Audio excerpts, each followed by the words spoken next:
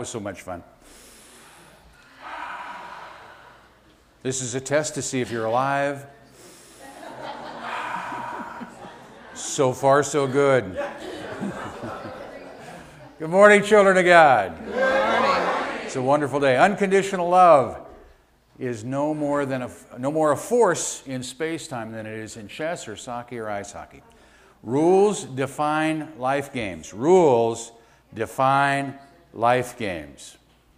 And unconditional love doesn't recognize rules. Isn't that fun? O loving Father, Mother God, we acknowledge your presence moving in and through us this day. In this moment, we affirm our oneness. In this moment, love is here. We are grateful on this beautiful day to come together to worship, to sing, and to pray in the name, in the nature, and in the power of the Christ. Amen.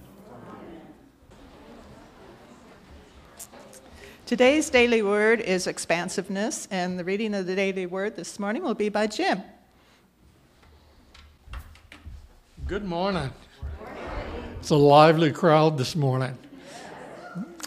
I personally wanted to thank all of you for being so welcoming to me here. I've been coming for about 6 months, and I've met many of you and many I don't know yet, but I just wanted to say thank you. Today, the topic is on expansiveness. I expand my vision to see unlimited possibilities. I see beyond the parameters I have accepted in the past to behold a world of unlimited possibilities. As my vision expands, I create space for more good, more love, more giving, more opportunities, and more spiritual understanding. Intellectually, I know my spirit is unlimited. As I study and practice spiritual principles, as I expand spiritual principles, the awareness of the Christ within me expands as well. I accept and express more of my divine nature. I embrace my full potential as I navigate through life. I realize greater clarity of purpose and new ways of contributing my gifts to bless others. I am open and receptive as I journey along the path Jesus showed was possible for us all. Thank you. God of light, God of love. Anybody seen a theme? Kind of fun how that works. One of the things that we practice is remembering who we are. When you ask the hardest questions to your teachers, to great teachers, the answer is not study philosophy. The answer is not read a book. When you ask the really hard questions, the answer always should be, you already know. One of the ways we already know is by reminding ourselves of who we are. Let's take our affirmation together. I am a child of the living God. I have within me the all-creating power of the Christ. It radiates from me and blesses all whom I contact. I am now in the presence of pure being and immersed in the Holy Spirit of life, love, and wisdom. I am now in the presence. Let's hold that thought together as we sing, I am.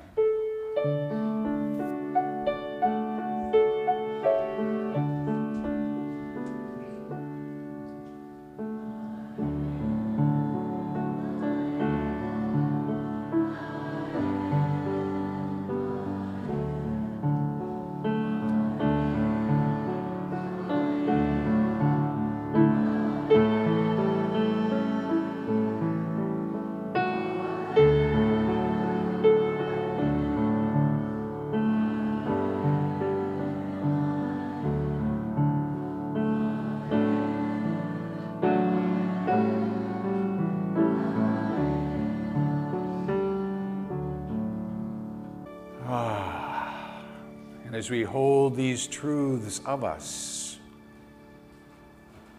gently, easily, and effortlessly, we move to that place in consciousness that Jesus called our inner closet, our secret place.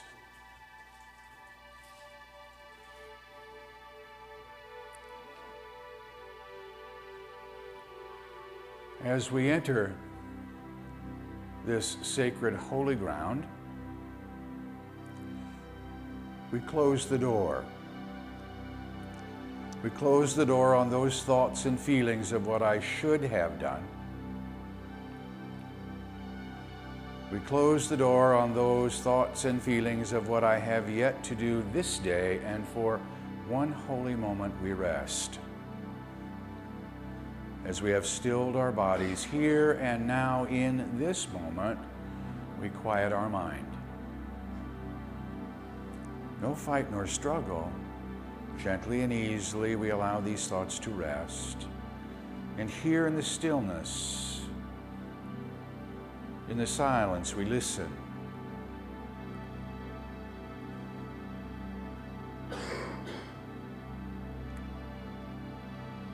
In our prayers, we are learning to ask. Here, in the stillness, in the silence, answers come. This day, my daily bread, all I need in this moment, freely given.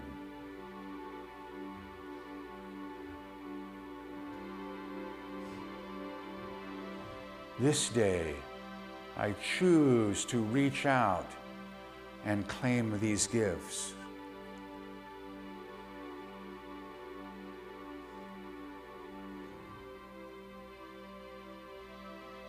In this moment, knowing they come wrapped in love, I immerse myself in them. All my needs are met. I am free and whole.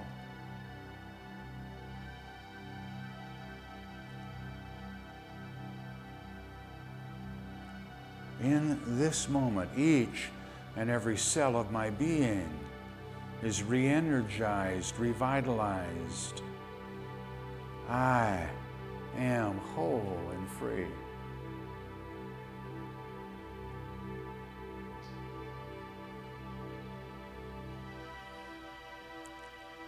Today, I am grateful.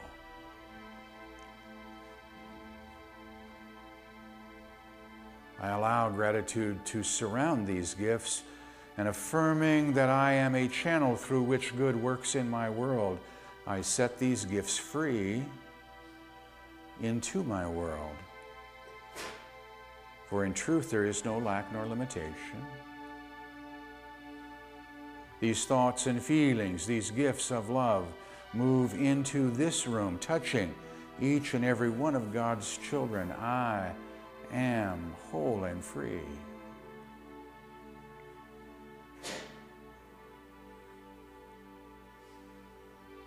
Joining together in like mind, they move from this place throughout our community, touching each and every one of God's children.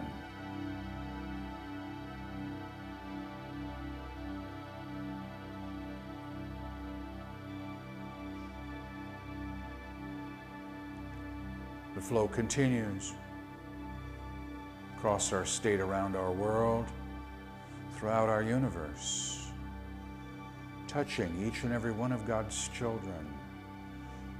I am whole and free. I am blessed.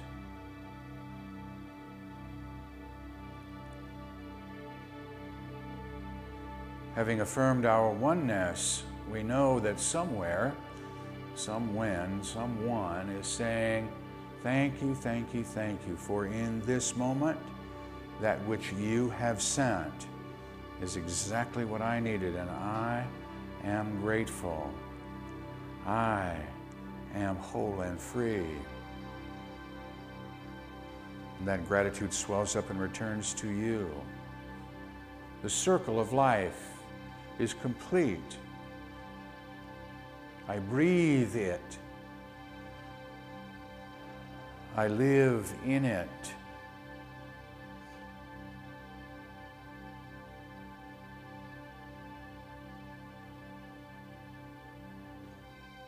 In oneness I rest for one holy moment.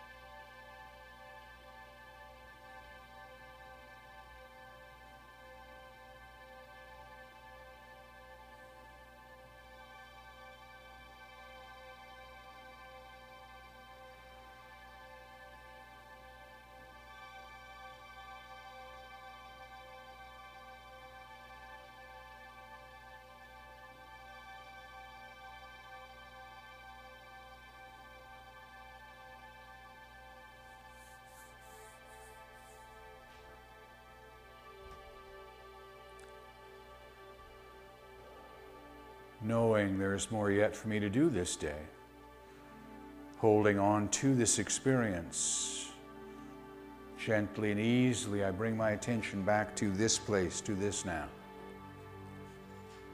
And I join with you and pray as Jesus, our elder brother, has taught us when he said, "Pray therefore in this manner."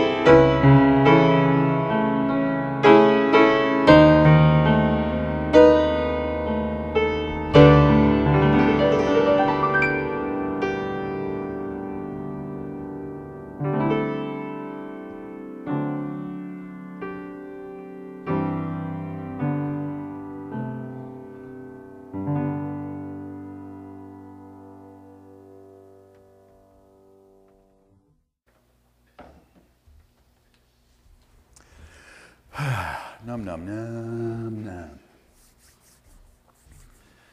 Somebody asked me one time, what was the most favorite time of my day?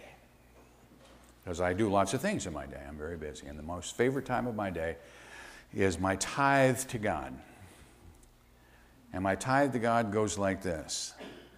6 minutes of each hour, I rest. 6 minutes in each hour, I am grateful. 6 minutes in each hour, I ask for guidance and direction. Why 6 minutes?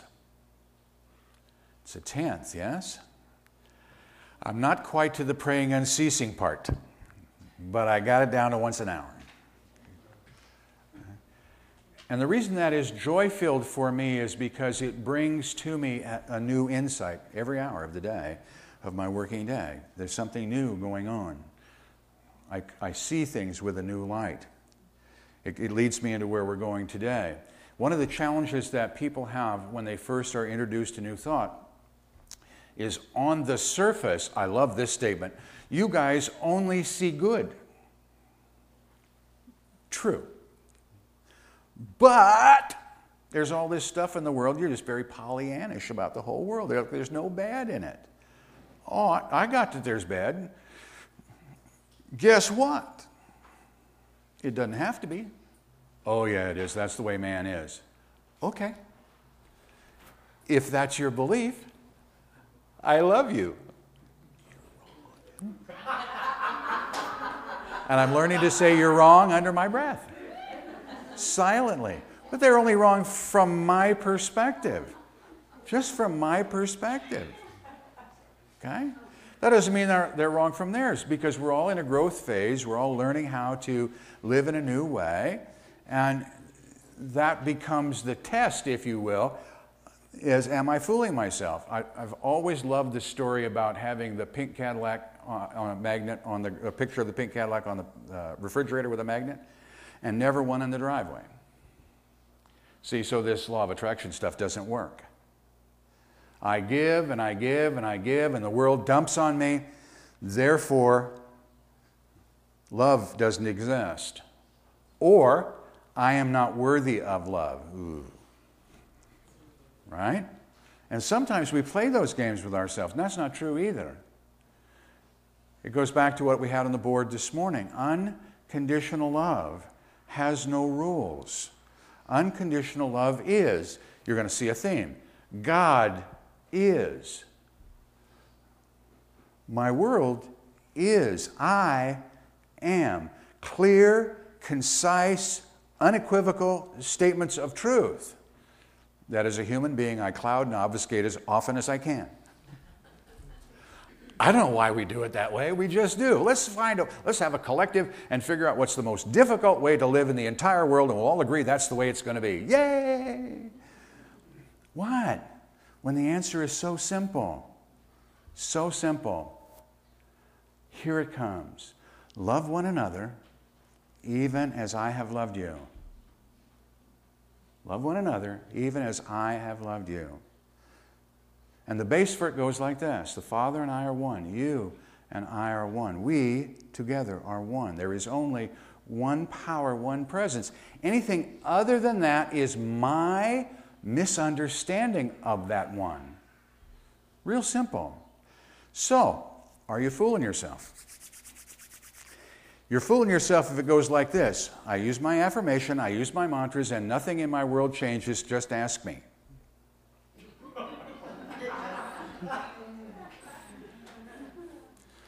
I'm a child of God, but, and then I have a list. I'm healthy, wealthy, and wise, but, and I have a list.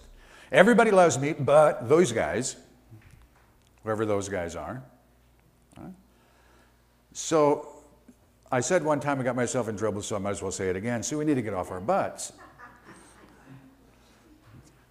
Because we put all this stuff in the way of the truth of who we are. So I'm going to give you a methodology to find out if you're fooling yourself or not. And here's the method. Look for change. If you are seeing change in your world, it's working. It's that simple. If you're seeing change in your world, it's working. Now, if it's not seeing the change that you would like to see at the speed you would like to see it, who's that on? Oh, that would be me. Because it just means I have a little more work to do. I'm still holding on to some things.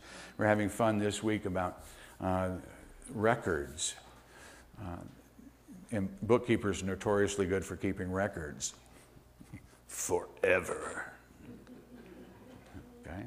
The problem with holding on to records forever is that you also hold on to the stuff that is in them. All the challenges that are in those books. So you're still carrying that stuff around with you. So I'm deciding that one of the things that I'm going to agree with my government on is that I only need to hold records for 7 years, and only then in some instances, and I'm getting rid of all the rest. We're going to fill up a landfill. Well, we'll shred it first. Okay? And it's not that I'm concerned even about that, what that stuff is. What I'm concerned about is I'm holding on to things that I don't need to hold on to anymore. Why am I holding on to it? Comfortable. That's a good line. Yeah, I'm comfortable with it. Okay? My wife's not so comfortable. You realize we're running out of storage space? Oh, let's go rent. I love this. Let's go rent another one. What? That'll solve the problem. That's the kick it down the road bit. And we all do this, by the way. We kick it down the road. I'm not ready to face something, I'll kick it down the road. I put it in a storage unit. Somebody told me one time that if you really want to clear things out in your world and in your life, pick a day, any day of the year, doesn't matter which one it is, pick one day, go to your closet and take out everything you haven't worn in the last year and give it to the Salvation Army. If you haven't worn it in a year, take it out and give it away. And I just heard this thought, but yeah, I have my skinny clothes.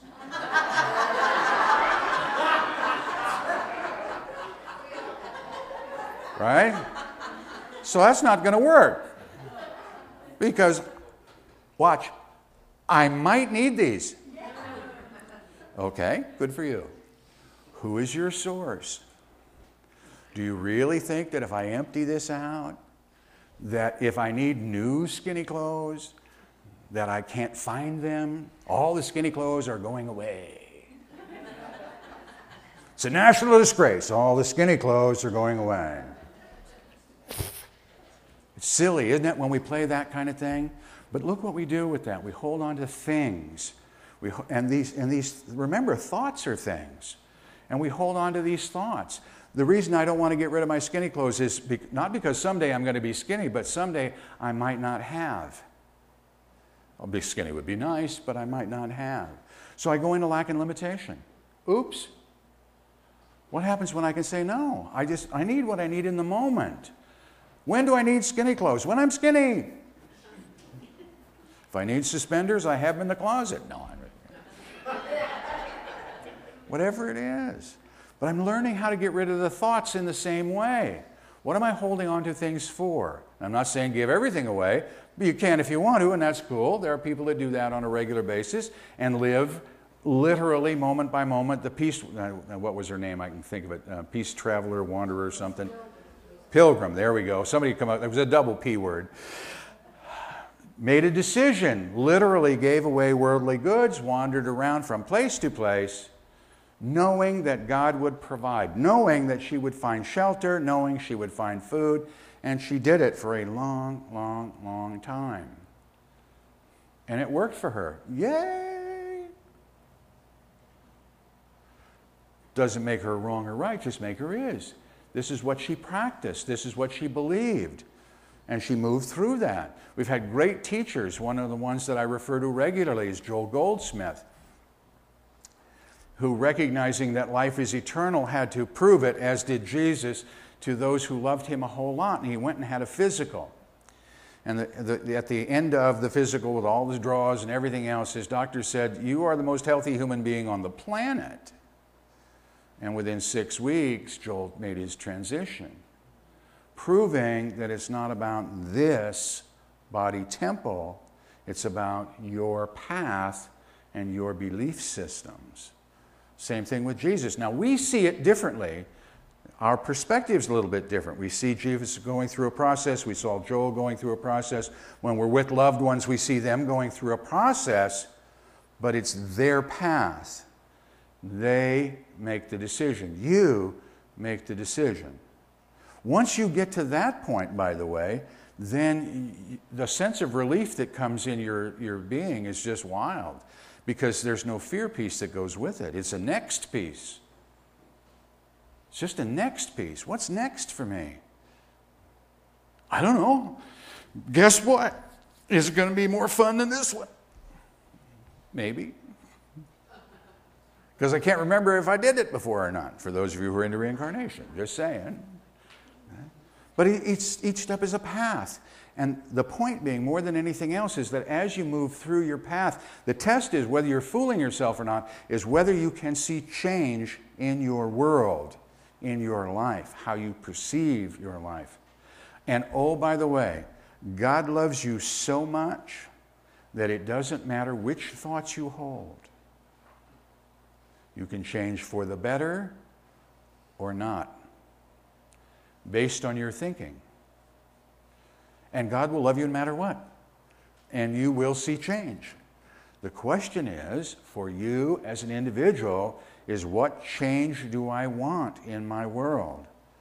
Do I want to be stuck in the thinking of lack and limitation?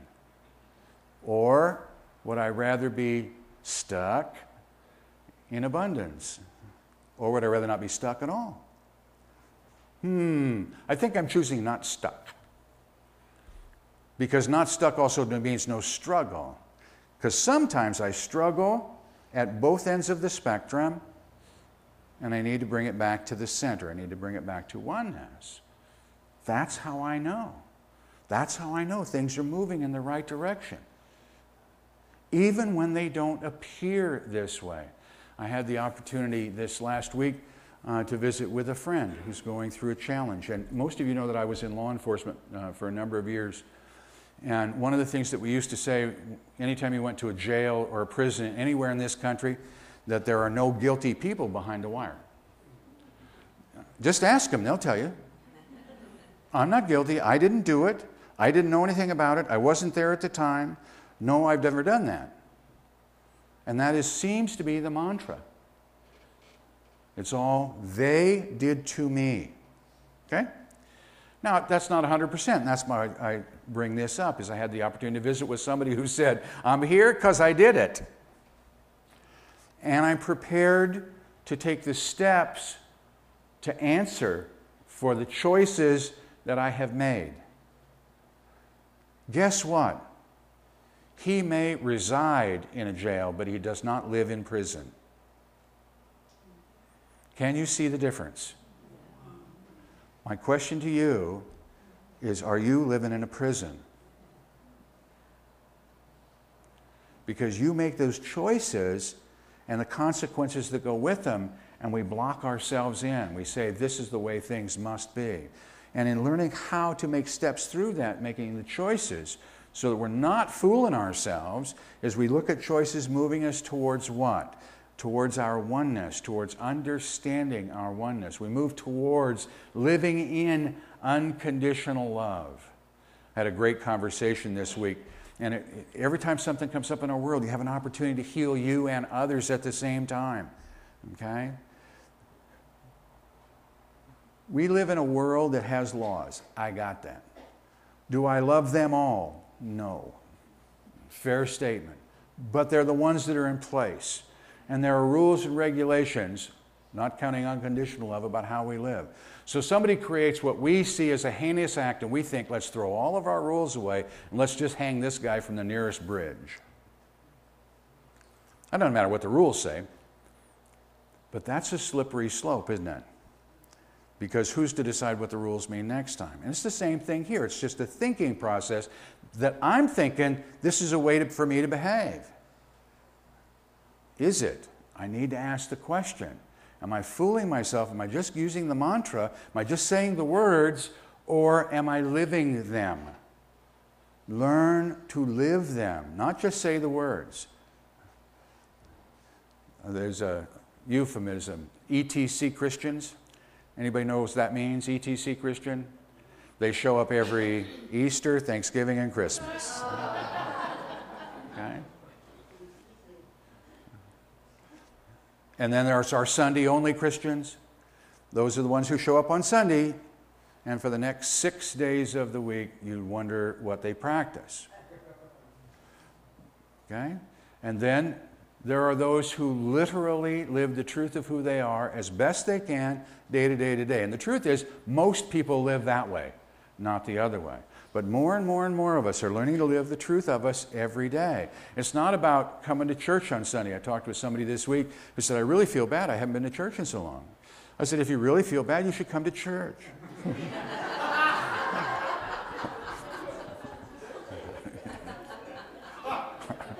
I mean, it's kind of a duh, isn't it? But it's okay, you know. But my standard, after having said that, my standard answer is understand that you're exactly where you need to be for whatever reason. I love to see you. Your presence is important to me. The light that you bring into this room, the light that you share with each other. the light of God, the presence of God within you that only you can show through you is important and valuable. And I cherish that. I also know you're on your own path, that there will be times when you will move in different directions from me. Okay. And our paths will cross again, whether this lifetime or the next. What joy is there in that? It's huge for me. And it's part of what makes it easy for me to know that I'm not fooling myself. That when I say to you, we are one, that it's not just a bumper sticker. When I say to you, love one another, even as I have loved you. My teacher taught me that unconditionally. I don't have it down 100% yet, but I'm getting a lot better. Right? That's the goal. Here's what happens each step of the way as I get better and better at performing the truth of who I am, in allowing the truth of who I am to come from me, the easier the path is, the better it is for me, the broader it is for me. I still end up taking 2 migraine headaches because we get those from time to time when we want to stretch. Isn't it wonderful? But that's the goal. For most of it, we have to hold to this. It begins right here. Right here, where you sit. Hold a picture, if you will. I want you to picture your heart. Okay? Just paint a picture of your heart. Fillmore said that his secret place lived right behind his heart. So we're holding on to our secret place. Got it? That which expresses in the world, I love you. Together, I love you. That which brings goodness into my life, I bless you. Together, I bless you. That which I am, I appreciate you. Together, I appreciate you. Let your light shine. I behold the Christ. Together, I behold the Christ. No fooling. Thank you for listening. Please feel free to pass this message along to your friends and family. You can obtain additional audio tapes or CDs by visiting our website or by calling our office at 541-772-6902. We invite you to join us in prayer. We know that prayer works, and now you can send your prayer request to our prayer team here at Christ Unity Church by using the form on our website. The activities, programs, and services of this ministry are presented on a love offering basis. All gifts, regardless of size, are gratefully accepted. You may participate either by sending your gift to Christ Unity Church, 540 North Holly Street, Medford, Oregon, 97501, or by visiting us on the internet at www.unitymedford.org.